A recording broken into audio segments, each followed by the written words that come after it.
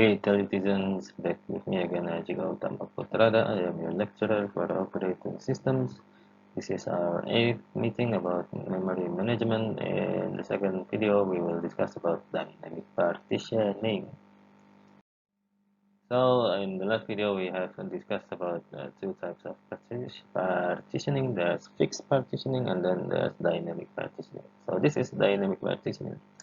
I'll explain the problem with dynamic. In dynamic, there are no fixed segments, so you are freely to put any process anywhere. So here, there's process 1 with the size of 20 megas, and then you can put process 2 with the size of 14 megas next to it. But this doesn't mean that the dynamic partitioning doesn't have a problem. So here we see next process 3 with the size of 18 megas is put next to process 2. This leaves a gap of 4 megas in beneath. And now process 2 is done. So process 2 goes away from the memory. Here we can see it leaves a new gap. And this new gap is not internal fragmentation. This is called external fragmentation. So now you have two types of fragmentation, and you should memorize it because these are the main problems of memory management. This is external fragmentation.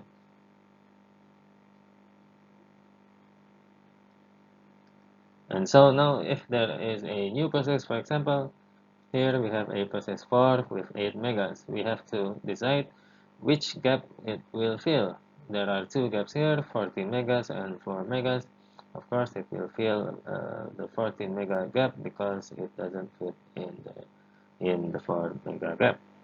And then process 1 leaves and process 2 here comes back, and of course it fills the top gap because it only fits in that one.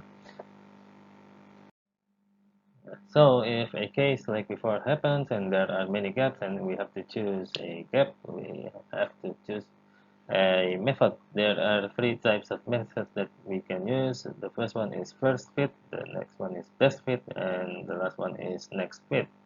So what do they mean? First fit here means you put the process goes in the first gap that fits, so it should fit. And best fit is you put the process goes in most or approximate gap, and this is hard, I think. And last one, the next fit is the process goes in the next. What does next mean here? The next after the last.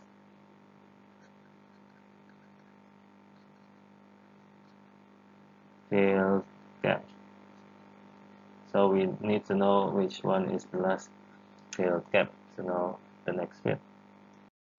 So here we have an example. If we have 16 megabytes and the white here are the gaps, which gap should we choose? Is we use first fit, best fit, and next fit. So 16 megabytes. In first fit, we have to choose the first one from the top that fits with our process. Here 16 megabytes doesn't fit in 8 mega, doesn't fit in 12 mega, it fits in 22 mega, so it goes here. So this is first fit.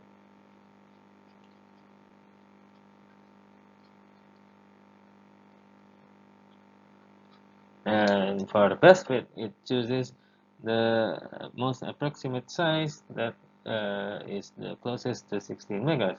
And here we can see 8, 12, 18, 8, 6, 14, and 36. The most close one is 18 megas. So this is the best fit.